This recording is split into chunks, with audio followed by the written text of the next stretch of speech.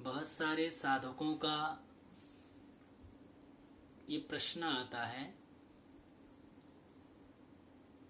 ये हम सबकी समस्या है कि भजन ध्यान करते समय में निद्रा क्यों आती है।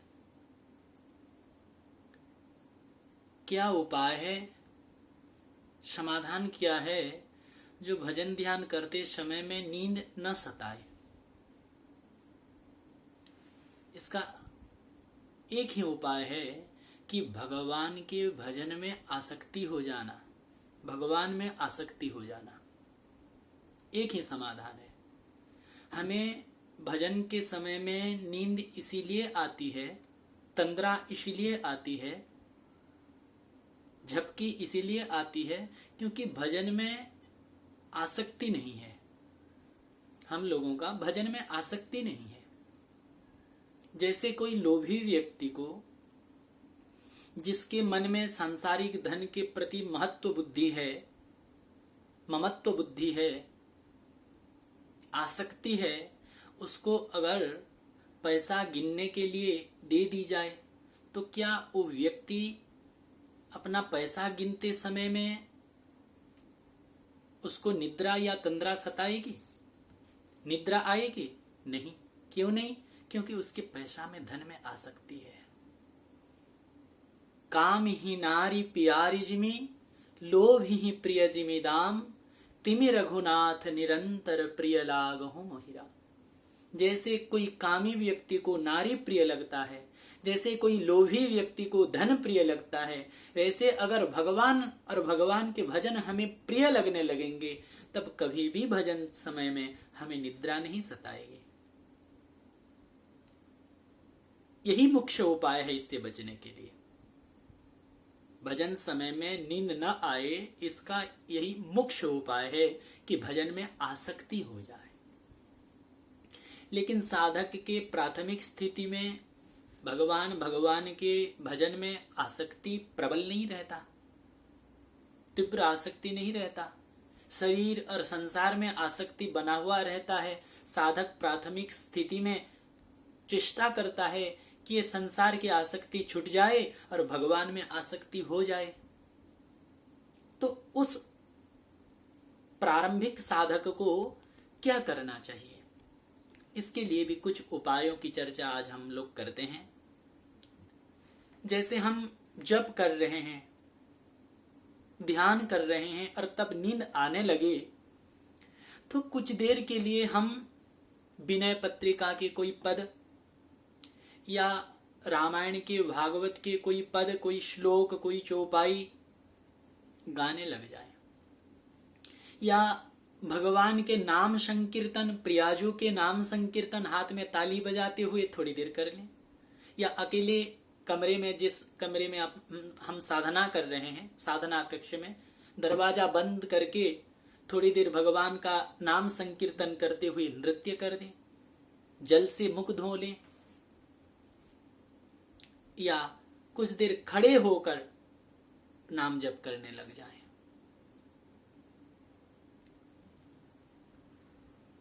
ये जब करते करते अगर नींद आए तो थोड़ा नाम संकीर्तन करने से ये बहुत सहायक होंगे, निद्रा तंद्रा दूर हो जाएगी। ऐसा करें। और बोले, और अपने इष्ट देव के चरित्रों में अपने चित्त को ले जाकर अपने हृदय को द्रवीभूत करने की प्रयास करें। प्रभु के मधुर मधुर लीलाओं का स्मरण करें, उनके चरित्रों को याद करें कि भगवान के स्वभाव कितने मधुर है। अहो बकीयम स्तनकालकूटम जिघांसया पाय यदप्य शाद्वैर लेभेर गतिर धातृचिताम ततुन्यम कंबा दयालु शरणम ब्रजेम। जिस पुतना ने अपने स्तनों पर जहर लगाकर भगवान बाल कृष्ण को मारने के लिए आई, लेकिन ठाकुर जी ने उस पुतना को कौन से गति प्रदान कर दी? जो गति माँ यशोदा और देवकी को देने वाले हैं, अभी तक दिए नहीं, वो गति पुतना मौसी को मिल गई। ऐसे कृपालु हैं प्रभु, जो कि कारण रहित दयाल। इसीलिए अपने मन को कहें, अरे मन तू झपकी क्यों लगा रहा है, तुलसीदास सठ ते ही भज, छाड़िए कपट जंजाल। ये कपट जंजाल को छोड़कर बहुत जन्म सो लिए, बहुत जन्म खाए पी लिए, अब अरे मन भगवान के भजन कर, भगवान के ऐसे चरित्रों को याद करते हुए अपने हृदय को द्रवीभूत करें। याद करें जब माता सबरी 10,000 वर्ष तक प्रतीक्षा की और राम जी आए तो राम जी का दर्शन कर मां सबरी कितना गदगद हो गई होगी। श्री रघुनाथ जी के चरण कमल में अपना मस्तक रखकर कितना बिलक बिलक कर रोई होगी, कितना गदगद हो गई होगी। भजन में ये सब का चिंतन करें, जब करते समय चिंतन करें, ये सब ध्यान करें। कैसे कंदमूल फल ठाकुर जी को अर्पण करी, ठाकुर जी कितने प्रेम के साथ पाए। कंदमूल फल सुरस अति दिए राम कहूं आनी, प्रेम सहित प्रभु खाए बार बार वखाने।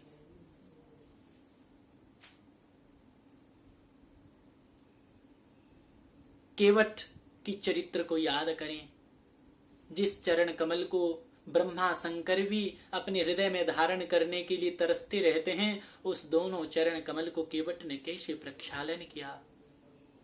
इसी तरह से भगवान के जो अनेक दिव्याति दिव्य एवं पावनानि पावन चरित्र हैं, उन चरित्रों को स्मरण कर अपने चित्त को द्रवीभूत करने के लिए प्रयास करें। तो उसी समय जब चित्त भगवान के चरित्र में डूबने लग जाएगा, तब फिर भजन में कोई विघ्न नहीं होगा, नींद नहीं सताएगी, तंद्रा नहीं आएगी, क्योंकि शरीर की सुधि ही नहीं रहेगी। इसीलिए भगवान के चरित्रों को चिंतन करते हुए, भगवान के चरित्र को स्मरण करते हुए नाम जप करें। भगवान के लीलाओं में अपने चित्त को डुबाते हुए नाम जप करें, तब निद्रा तंद्रा नहीं सताएगी।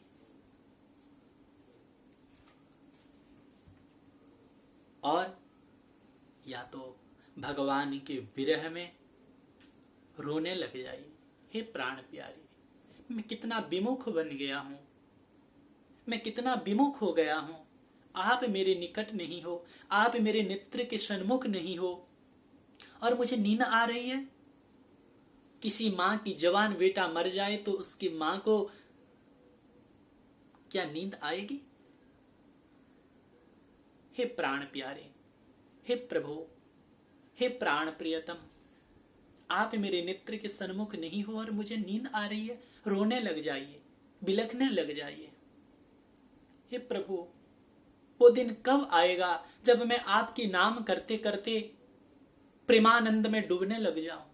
नयनम गलदश्रुधारया बदनम गदगद रुद्धया गिरा, पुलकेर निचितम बपु कदा तब नाम ग्रहण भविष्यति। कब वो दिन आएगा जिस दिन आपकी नाम संकीर्तन करते करते मेरे नेत्रों से अविरल अश्रुधारा बहने लग जाए, मेरे शरीर गदगद हो जाए, कंठ अवरुद्ध हो जाए। कब वो दिन आएगा? इस स्थिति को पाने की लालसा में प्रभु को प्रार्थना करें, प्रभु के विरह में रोने लग जाएं, तो फिर निद्रा तंद्रा कैसे सता सकती है? क्यों? क्योंकि निद्रा तंद्रा ये सब तमोगुण जनित है। और भगवान की विरह में जब प्रेमी रोने लग जाता है तो ये तमोगुण परेशान नहीं कर सकता, सतोगुणी बन जाएगा, निर्गुणी बन जाएगा। इसीलिए निद्रा तंद्रा का और कोई अवकाश नहीं रहता जब भगवान के विरह में कोई प्रेमी रोने लग जाए। तो या तो 2-4 वैष्णव मिलकर एक साथ नाम जप करने लग जाएं, क्योंकि 2-4 लोग रहेंगे, जप करते रहेंगे तो उसमें भी नींद नहीं सताएगी, ऐसा अनुभव होता है सामूहिक जप आदि में।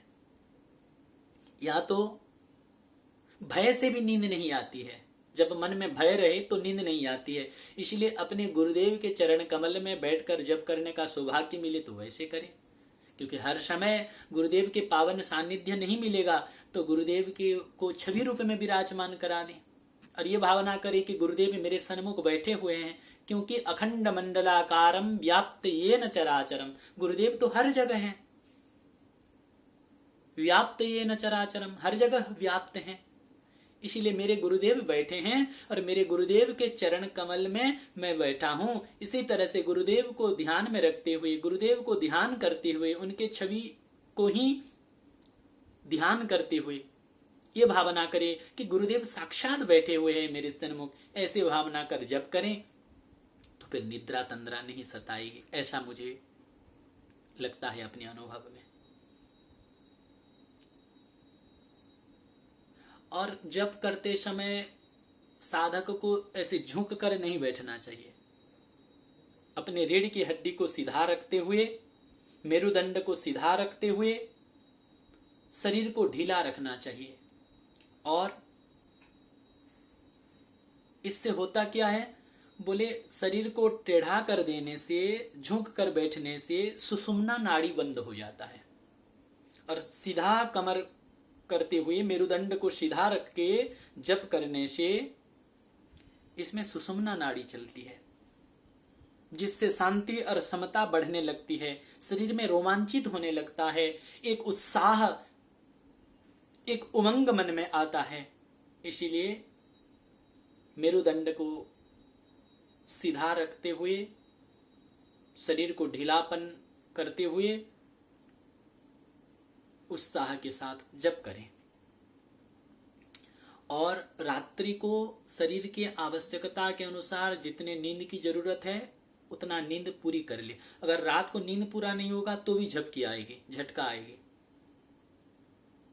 अतः भजन के लिए बैठने से पहले शरीर को जितना निद्रा की आवश्यकता है उतने निद्रा को स्वीकार कर लेना चाहिए, जिससे भजन के समय में निद्रा न आए। अनेक प्रकार युक्तियां हैं, साधक अपने अपने अनुसार ये सारी युक्तियों का चिंतन करते हुए भजन बढ़ाए, नाम जप बढ़ाएं, प्रभु की ध्यान, नाम जप, मंत्र जप अधिक से अधिक करें। चाहे झपकी आए तो ये मत सोचना कि थोड़ा बाहर घूम आऊं, किसी से बात कर लूं, थोड़ा टीवी देख लूं, थोड़ा मोबाइल देख लूं, ऐसा नहीं। झपकी आए तो भी प्राणों की बाजी लगाकर पूर्ण आत्यंतिक चेष्टा करते हुए नाम जप करें। नाम जप सतोगुण को बढ़ाएगी, और जब सतोगुण बढ़ेगी तो फिर तमोगुण जनित निद्रा तंद्रा ये फिर हमें परेशान नहीं करेगा। चाहे नींद आए, चाहे झपकी आए, लेकिन हमें नाम जप नहीं छोड़ना है, हमें मंत्र जप नहीं छोड़ना है, हमें अधिक से अधिक भजन में प्रवृत्त रहना है। ये सारी कमियां धीरे धीरे दूर हो जाएगी, और इसका मुख्य उपाय है भगवान और भगवान के भजन में आसक्ति। जब भजन में आसक्ति हो जाएगा तो किसी भी प्रकार से फिर निद्रा तंद्रा नहीं सताएगी, नहीं सताएगी, नहीं सताएगी। क्योंकि आप अनुमान कर लो, आपका जिस व्यक्ति, जिस स्थान या जिस जगह पर या जिस वस्तु पर आसक्ति रहता है, जब आप उसी का चिंतन करते हो तो आपको नींद नहीं आता। इसीलिए आप भगवान के भजन में और भगवान में आसक्ति बढ़ाइए, और प्रभु से प्रार्थना करते हुए नाम जप, मंत्र जप अधिक से अधिक करें।